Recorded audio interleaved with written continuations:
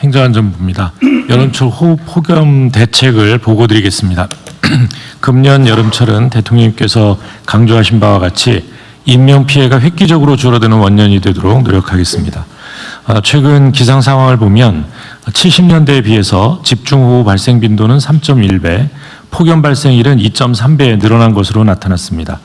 호우로 인한 인명피해의 93.5%는 산사태, 하천재해, 지하공간에서 일어나고 있고 폭염 인명피해의 69.4%는 고령층에 집중되는 것으로 분석되었습니다. 올해는 이러한 인명피해 발생 집중도를 감안해서 재난대책을 마련했습니다. 먼저 호우 대책입니다. 평상시 24시간 빈틈없는 상황관리를 유지하고 비상시에는 중대본 선제적 가동 등 총력 대응체제를 확립하겠습니다. 인명피해 예방의 핵심인 주민 대피 체계와 재난정보 전달 체계는 대폭 강화했습니다.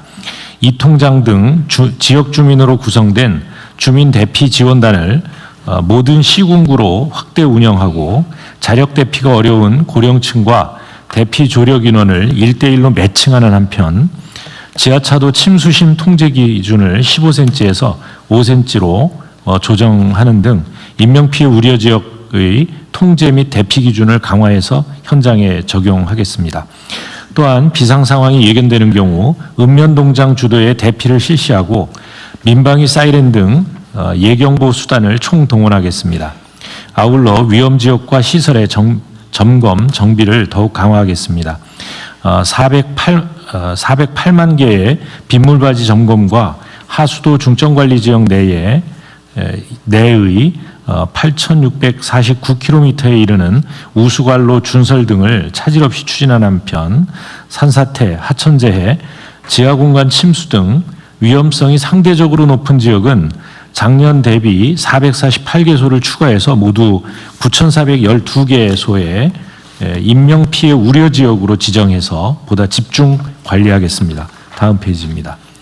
다음은 폭염 대책입니다. 잠시 후 기상청에서 발표하겠지만 올해 폭염 중대경보와 열대야 주의보가 신설됩니다. 이렇게 기상특보 체계가 개편됨에 따라 중대본 가동, 또 행안부 현장 상황관리관 파견, 야외 작업 중지 적극 안내 등 현장 상황에 맞게 폭염 대응을 강화하겠습니다. 취약 대상을 신체, 경제, 사회적으로 3개 분야로 나누고 노인, 기저질환자, 사업장 근로자 등 10개 유형으로 세분화해서 취약 대상별 맞춤형 안전관리를 적극 지원하겠습니다. 생활지원사 3만 8천 명을 활용해서 취약노인 예차를 촘촘히 하고 취약사업장에 이동식 에어컨 구입비 재정 지원을 확대하는 등 실질적 보호 조치를 강화하겠습니다. 피해 최소화를 위한 인프라 확충에도 힘쓰겠습니다.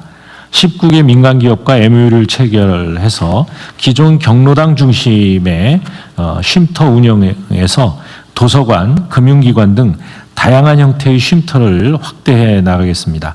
고수원 대응 장비 보급 확대 등 양식업 또 농축산 분야 피해 예방 시설에 대한 지원도 확대하겠습니다. 현재 가뭄 상황은 생활 공업용수 및 농업용수 정상 공급 중으로 전반적으로 양호한 상황입니다. 마지막으로 향후 계획입니다. 지난 4월 28일 대통령님께서 지시하신 빗물바지 등 재해 우려 지역 현황을 철저히 점검하고 각 기관별 자료를 종합해서 6월 중에 별도 보고드리겠습니다. 6월 말에 이 우기가 시작되기 때문에 우기 시작 전에 보고드리겠습니다. 5월 15일부터 앞으로 5개월간은 여름철 자연재난 대책 기간입니다. 이 기간 동안 관계기관이 총력 대응해서 인명피해가 발생하지 않도록 최선을 다하겠습니다. 이상입니다. 마지막 보고하고 싶은 얘기하시죠. 네, 기후부입니다. 최근 기후위기 영향으로 극한호우가 매우 빈번합니다. 관련한 보고 드리겠습니다. 기본 방향은 보고서로 가름합니다. 핵심 대책이 3가지입니다. 첫 번째로 홍수 조절용 물그릇을 대폭 키웠습니다. 현재 홍수 조절 용량이 108억 톤 정도 되는데요. 10억 톤 정도를 늘려서 118억 톤까지 물그릇을 키웠습니다. 농업용 저수지는 농업용수 공급에 지장이 없는 범위 내에서 물그릇을 키웠고요. 금강, 영산강 하구뚝에서도 물그릇을 좀 키워서 전체 5.7억 톤의 물그릇을 키웠습니다. 수력발전댐과 양수발전댐에서도 사전 방류 등을 통해서 4.7억 톤을 키워서요. 총 10억 톤 정도의 물그릇을 키웠는데 이 규모가 최근에 한탄강 댐 3개 정도를 새로 건설하는 효과가 있습니다. 대략 예산은 4조 원 정도를 절감했습니다. 둘째, 도시 침수 예보 체계를 도입하고 강우 레이더 일원화 등을 통해서 홍수 예측력을 강화했습니다.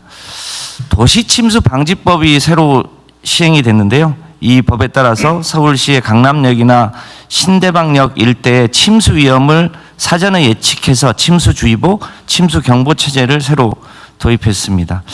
도림천에는 지하 방수로를 새로 설치하고 강남역과 광화문 등의 대심도 빗물터널을 2030년까지 건설해서 극한호우에 대비할 수 있도록 했습니다.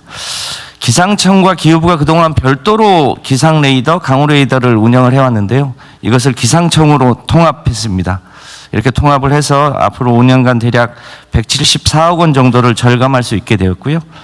홍수기에만 운영했던 레이더를 연중 상시 운영할 수 있게 되었습니다. 마지막으로 홍수 취약 지역과 위험 요소에 대한 사전 대비와 대응력을 강화했습니다. 우선 빗물 발지를 사전에 점검 청소하고 맨홀 18만 5천 개소의 추락 방지 시설을 설치하고 있습니다. 최대한 빨리 하도록 하겠습니다. 디지털 트윈, AI 등 첨단 기술을 활용해서 홍수 예보 체계를 고도화하고 모의 훈련 등을 통해서 실전 역량을 강화하고 있습니다. 하천에 사람과 차량을 자동 인식해서 담당자에게 즉시 알리는 것 등을 통해서 인명피해를 사전에 예방할 수 있도록 시스템을 보완했습니다. 앞으로도 농림부, 행안부, 지방정부 등과 힘을 합쳐서 후속 조치에 만전을 기할 수 있도록 하겠습니다. 이상 보고 마칩니다. 이어서 기상청 보고 드리겠습니다. 1970년대 대비 최근 5년은 폭염, 열대야, 시간당 50mm 이상의 집중호우가 약 2~3배 늘었고요. 100mm 이상의 극한호우도 증가 추세로 기후변화에 따른 위험기상을 체감하는 시기였습니다. 특히 작년 여름철 기온은 역대 최고였고, 저기 있습니다. 최고였고 서울 등 대도시는 열대야가 40일 이상 발생하는 등 각종 기록을 갱신하였습니다. 작년 여름철 강수량은 하위 19위로서 평년 대비 적은 강수량임에도 불구하고 100년 이상의 빈도에 해당하는 시간당 100mm 이상의 극한호우는 15회나 발생하여 특별재난지역으로 선포되는 등 점점 강해지고 지역적 강수량 편차가 극심한 집중호우를 보였습니다. 이와 같은 기후변화에 따라 한반도의 위험기상 정례와 강도 증가에 따라 기상청 대응 체계를 다음과 같이 개편하고자 합니다. 먼저 극단적인 폭염과 호우에 대한 대응을 강화합니다. 현행 폭염주의보 경보인 2단계 특보 체계는 기후변화에 따른 생명 위협 극단적 더위, 취약계층의 안전과 전력 사용량 급증, 야간 구흥 경보에 한계가 있다는 판단하에 근 20년 만에 폭염 특보 체계를 개편합니다. 우선 폭염 경보를 뛰어넘는 일 최고 체감 온도 38도가 예상될 때 폭염 중대 경보를 신설하여 특별한 폭염에 특별한 경고를 하겠습니다. 발표 기준은 온열 질환자가 급증하는 임계 온도로 설정하였습니다. 동 기준을 최근 10년치 관측에 적용했을 때 특보구역 53%는 10년에 한 번도 발생하지 않을 정도로 폭염 중대 경보는 특별한 경고입니다. 자, 좀 요약해서 합시다. 네. 올해 여름 기온도 평년 이상 높을 확률이 80~90%로 전망되는 만큼 대비가 필요합니다. 두 번째는 열대야주의보를 신설합니다. 지금까지는 열대야가 발생하면 발생 사실과 과거 통계로 국민들께 알려드렸지만 온 여름부터는 예상될 때 미리 발표합니다. 열대야가 나타나면 인체 열 스트레스가 해소되지 않아 다음날 온열 질환 피해가 증가하는 경향이 있습니다. 이에 따라 지형적 영향과 도시화 효과, 발생 빈도와 피해를 종합적으로 고려하여 지역별로 기준을 차등화합니다. 대도시와 도서, 해안 지역은 26도, 제주도는 27도, 그 밖의 지역은 밤 최저기온 25도가 될 때 예상될 때 열대야주의보를 발표합니다. 폭염에 대한 정보를 보다 다양하기 위해서 다부처 R&D로 개발된 폭염 영향예보를 특보구역별로 보건, 농업, 축산 등 분야별로 제공하고 체감온도 33도 이상의 예상 시간대도 함께 제공하겠습니다. 한편 인명피해가 급증할 수 있는 시간당 70mm 수준에서 발송하던 긴급재난 문자를 시간당 100mm 수준 수준의 극한호우가 나타나면 지방기상청이 관할 지역 읍면동 단위로 추가로 긴급 재난 문자를 발송하여 즉각적인 대비와 대응을 유도하겠습니다. 호우 대응에 첫 단출할 수 있는 발생 가능성 정보도 새롭게 제공합니다. 호우 가능성을 2, 3일 전에 미리 알려 보다 먼저 더욱 충분히 대비할 수 있도록 하기 위함입니다. 이를 통해 올 여름은 예측 기반의 발생 가능성, 예비특보, 주의보, 경보를 거쳐 실황 기반의 긴급 재난 문자까지 이어지는 5단계 대응 차계로 재난성 호우를 대응합니다. 다음은 특보체계 개편과 맞춤형 방재기상 정보 확대입니다. 특보구역은 2004년 권역에서 시군 단위로 나눈 이후 22년 만에 큰 폭으로 개편하는 것으로 현행 183개 육상특보구역 중 36개 구역을 세분화하여 235개 특보구역에 대해 기상특보를 운영합니다. 호우, 태풍, 폭염, 강풍 등 육상 9개 기상특보가 세분화된 특보구역으로 운영되는 만큼 방재 역량의 선택과 집중을 기대하고 있습니다. 또한 방재기상 플랫폼이 있습니다. 방재기상 플랫폼은 분야별로 맞춤형 협력을 더욱 강화하게 해서 준비된 것인데요. 방재 대응에 필요한 기상 정보를 맞춤형으로 제공한 호흡으로서 현재 468개 기관이 가입되어 있습니다. 분야별 특화 페이지도 제공하고 지역별 위험기상 상황을 지방정부 재난 담당자가 맞춤형으로 매눈 선정뿐만 아니라 위험 상황 발생 시 즉각 인지할 수 있도록 알람 기능도 지원하고자 합니다. 다음은 해양 항공 분야입니다. 선박 안전 지원을 위해 해양 기상 정보는 영역과 예측 기가 시간을 확대하여 대해구와 소해구별로 제공하며 헬기 등 낮은 고도에서 운항하는 저고도 항공기 지원을 위해 모바일 버전으로 항공기상 정보 앱도 추가로 개발하여 환영성을 높이고자 합니다. 이를 위해 헬기 이착륙 지점 및 응급 환자 인계 지점, 헬기 운항용 기상 관측자료 연계 등을 지원 협력해 주신 관계 부처께 이 자리를 빌어 감사를 드립니다. 기상청은 국민이 보다 안전할 수 있도록 관계 기관과의 협력을 강화하고 올 여름 새롭게 준비한 제도들이 현장에서 잘 작동할 수 있도록 기상가족 모두 최선의 최선을 다하겠습니다. 감사합니다. 고생했어요. 숨 막히죠? 네, 애썼습니다. 일단 호우, 폭염과 같은 자연 재난에 이제 어떻게 대응할 거냐를 주로 오늘 준비를 하신 거죠. 그래도 뭐 준비된 대로 잘 시행해 주시고요. 우리 그 환경부, 기후부는 강남역, 신대방역 이 도심 침수 현상 있잖아요. 네, 그럼 거의 매년 반복되는데 그렇습니다. 구조적으로 불가피한 겁니까? 아니면 시설 부족입니까? 그 지대가 낮아가지고 구조적으로 불가피한 거예요? 네, 그래서 대심도 터널을 통해서 곧바로 비가 많이 오면 대심도 터널로 물을 빼거나 아니면 대형 저류조 같은 걸 만들어서 일시 저류했다가 빼내는 방식으로 하지 않으면 전체가 침수되는 문제가 있어서 일본이나 다른 데에서도 그 방식으로 우수관 용량이 기본적으로 부족하다는 얘기입니까? 그런 측면도 있습니다. 이게 이제 우수 관로의 크기 자체가 너무 작아가지고요. 지금은 이제 대략 한 50년 빈도에서 100년 빈도로 침수가 심한 지역부터 그거를 하수 관로를 바꾸고 있는데 그 비용이 만만치 않아서 한꺼번에 하기는 어렵습니다만 이제 중앙정부 지원과 지방정부 예산으로 하수 관로도 바꾸고 아주 그걸 지금 계획하고 있어요? 아니면 하고 있습니다. 계획 단계? 그거는 이제 매년 일정 금액을 투입해서 지금 공사하고 있냐 그 말이에요? 그렇습니다. 네. 공사를 하고 있어요. 네. 대심도 터널 공사를? 네, 네. 그래서 2030년까지 마무리할 예정으로 있습니다. 하여튼 강남 이런 데는 재산 세수도 상당히 커서 네. 재정 여력은 있을 텐데 좀 신속하게 좀 해야 될 것 같은데. 네, 속도를 더 붙여서 네. 네, 완료 시기를 이게 당기도록 사실은 하겠습니다. 좀 당황스러운 일이잖아요. 그 대한민국의 수도, 그것도 그 중에서도 가장 잘 발전돼 있다는 강남에 비가 오면 지하철이 잠기더라. 네. 황당무계한 일이죠. 네, 광화문하고 강남이 좀 취약한 대목들이 있습니다. 네. 그 뭐 약간 이건 지나간 얘기인데 소양강에 붕어가 많이 죽는다는데 그거 혹시 아세요? 소양강 위쪽에 녹조가 네. 위쪽에 끼고 있는데요. 원인 모르게 붕어들이 양구하고 대량 인제- 폐사한다던데? 양구하고 인제 쪽에서 그 여름에 이제 저 돼지똥하고 소똥 또 그리고 거기서 농약 친 물이 올해 저기 강수량이 부족해서 그런 걸까요? 아니 혹시 분석은 혹시 해보셨어요? 그 최근 거는 좀 더 확인해서 별도 보고 근데 드리겠습니다. 그게 엄청나게 많이 폐사하는 모양인데 네. 원인을 모른다고? 한번 알아보십시오. 올해 강수량이 좀 부족한 편인가요? 예년 수준으로 올 거라고 예측하고 그래요? 있습니다. 그리고 좀 넓혀서 좌우간에 이게 이제 여름 재해 대책으로 자연재난으로 인명피해가 또 재산 피해가 발생하는데 잘 대비해 주시는데 하여튼 중요한 건 인명피해거든요. 네. 좌우간에 제가 자주 수없이 말씀드리지만 우리나라는 천수를 못 누리는 분들이 너무 많아요.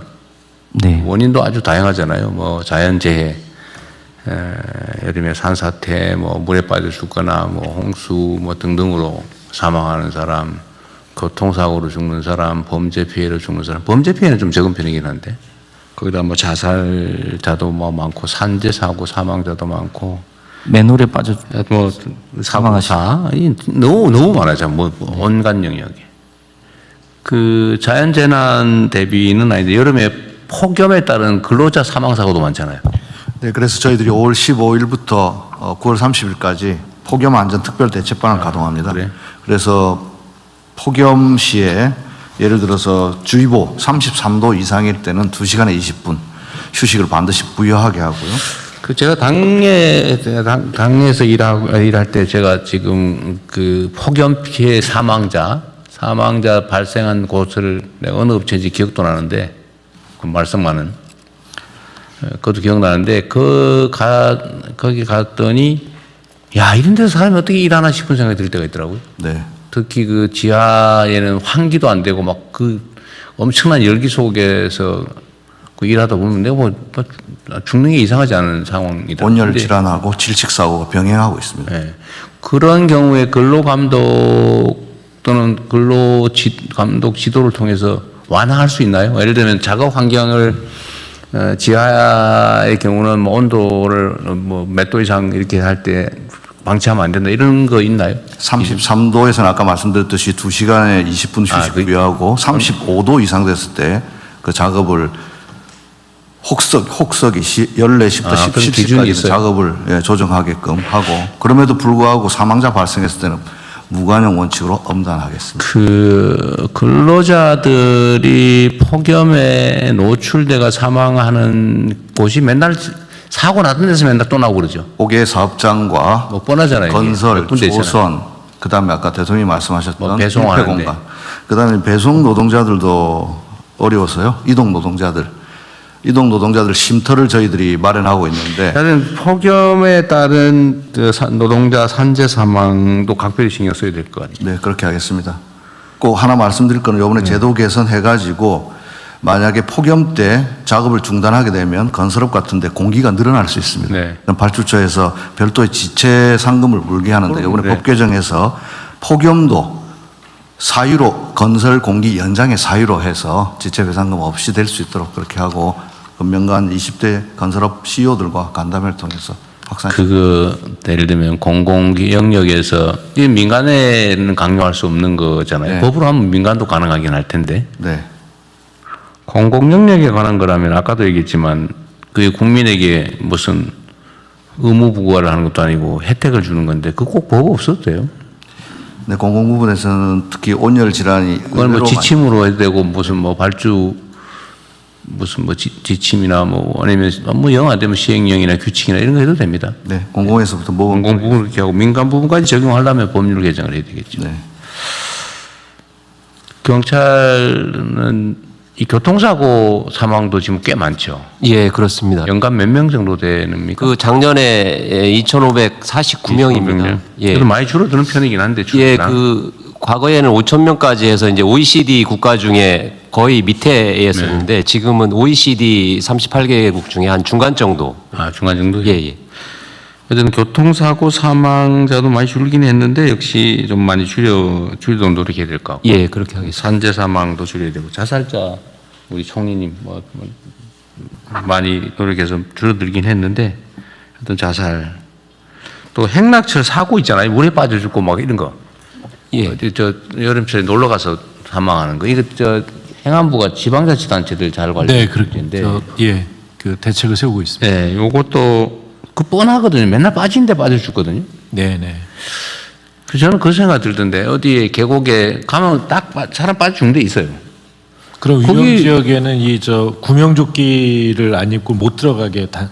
그러니까 그럴 때 여름 한철을 그냥 좀 우리 뭐 몇 조원씩 들여가지고 저 지원금도 지급하는데 이런 거야말로 그 생산적 공공 서비스 일자리 아닙니까? 이런데 예산 좀 들여가지고 여름에 그 사람 많이 빠져 죽는 데는 아예 감시원들을 좀 증원해서 네. 좀 관리하게 하든지 뭐 이렇게 좀 하면 안 네, 될까요? 요즘 그렇게 하고 있습니다. 예, 좀 많이 늘려가지고는 예. 작년 재작년보다 많이 줄었다는 결과를 꼭 보고 하도록 하십시오. 알겠습니다. 예. 아니 신경 쓰면 줄어요, 진짜. 예, 예. 그 방치하니까 그리고 그다음에 그 관리하는 사람들이 신경 안 쓰고 저 맨날 핸드폰 쳐다보고 이러고 있으면 안 되고 그런 것도 관리 잘해야죠. 네. 제대로 근무할 사람들로. 어쨌든 우리 정부는 국민의 목숨을 살리는 정부라는 소리 들으면 좋겠어요.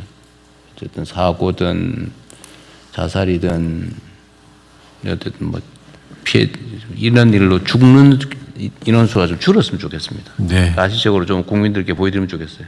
제가 공직자들은 작은 신 같은 존재다는 얘기를 하는 이유가 사람들 목숨을 살리고 주고 왔다니까요.